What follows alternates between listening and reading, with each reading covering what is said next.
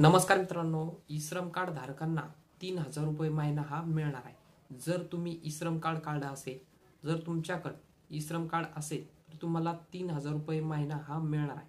तर हा महिना तुम्हाला कशा पद्धतीने मिळणार, यासाठी कागदपत्रे कोणकोणती लागणार आहेत, त्याची पात्रता व अटी काय आहे, संपूर्ण माहिती आज आपण या व्हिडिओमध्ये पाहणार आहोत. ई-श्रम कार्डचं जे पोर्टल आहे, जी साईट आहे, त्या साईटला जाऊन संपूर्ण अशी माहिती आज आपण पाहणार आहोत. फॉर्म कशा पद्धतीने भरायचा, ऑनलाईन पद्धतीने अप्लाय कसं करायचं, त्यानंतरच आपल्याला सर्व पद्धती अप्लाय केल्यानंतरच आपल्याला हा 3,000 रुपये महिना हा मिळणार आहे. त्यासाठी व्हिडिओ संपूर्ण बघा. नवीन असाल तर आपल्या NSB डिजिटल मराठी चॅनलला सबस्क्राईब करायला विसरू नका. चला तर मग मित्रांनो, व्हिडिओ सुरू करूया. त्यासाठी आपल्याला गुगल ब्राउझरमध्ये यायचं आहे. त्यामध्ये आपल्याला ई-श्रम कार्ड या वेबसाईटला आपल्याला यायचं आहे. पहिलीच वेबसाईट आहे, इथं आपल्याला क्लिक करायचं आहे.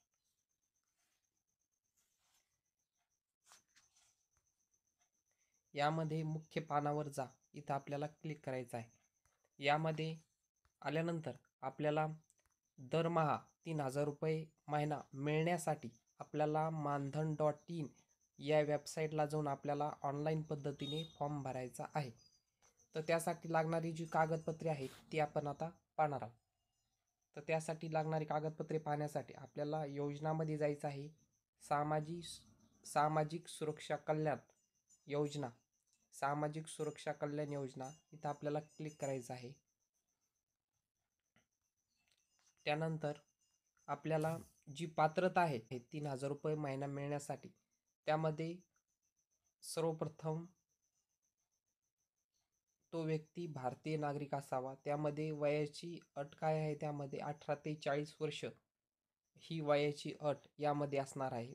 यामध्ये याचा लाभ कोण घेऊ शकतं, तर जे असंघटित कामगार आहेत, रस्त्यावरील जे विक्रेते आहेत, जे शेती काम करणारे जे कामगार आहेत, बांधकाम क्षेत्राचे कामगार आहेत, चामडे, हातकाम, मध्यान्ह भोजन, रिक्षाचालक, मोटरगाड्या, कचरा उचलणारे, सुतार कामगार, मच्छीमार इत्यादी उद्योगातील जे कामगार आहेत ते या योजनेचा लाभ घेऊ शकतात. मासिक उत्पन्न 15,000 रुपयापेक्षा कमी उत्पन्न असणारे जे कामगार आहेत ते सुद्धा यामध्ये लाभ घेऊ शकतात. जे सरकारी अनुदानित सदस्य यामध्ये चालणार नाहीत, म्हणजे ज्यांना सरकारचं अनुदान आहे असे जे सदस्य आहेत ते या योजनेमध्ये बसत नाहीत.